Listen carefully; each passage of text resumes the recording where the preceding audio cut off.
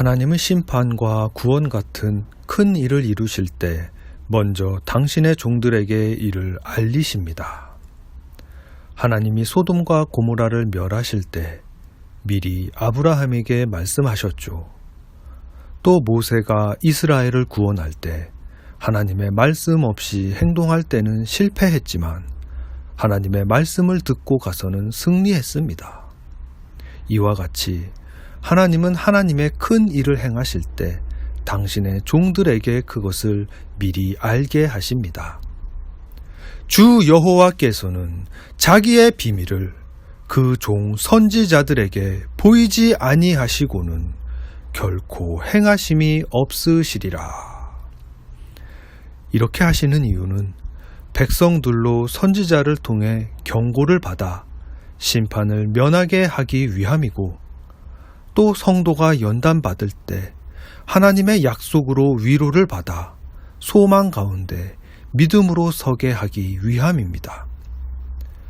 그러므로 하나님은 행하심에 앞서 당신의 종을 먼저 백성에게 보내십니다. 그리고 하나님의 종들은 받은 말씀을 선포함으로써 핍박받고 쫓겨나고 많이 순교했습니다. 그러나 하나님은 자기의 일을 수정하시지 않았습니다. 결국 마지막 날에 자기의 아들을 보내십니다. 자기의 아들을 당신의 백성들에게 보내심으로 하나님의 나라를 믿게 하셨습니다.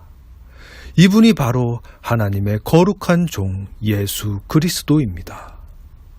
그는 하나님의 아들로서 하나님의 큰 비밀을 가지고 이 땅에 오셨습니다.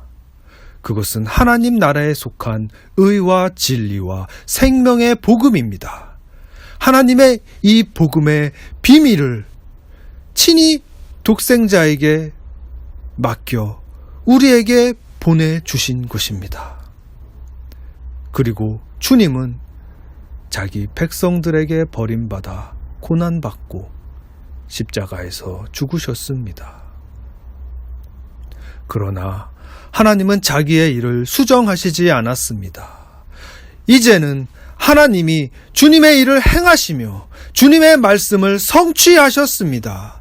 그의 능력이 그리스도 안에서 역사하사 죽은 자들 가운데서 다시 살리시고 하늘에서 자기의 오른편에 앉히사 모든 통치와 권세와 능력과 주권과 이 세상뿐 아니라 오는 세상에 일컫는 모든 이름 위에 뛰어나게 하시고 또 만물을 그의 발 아래에 복종하게 하시고 그를 만물 위에 교회의 머리로 삼으셨느니라.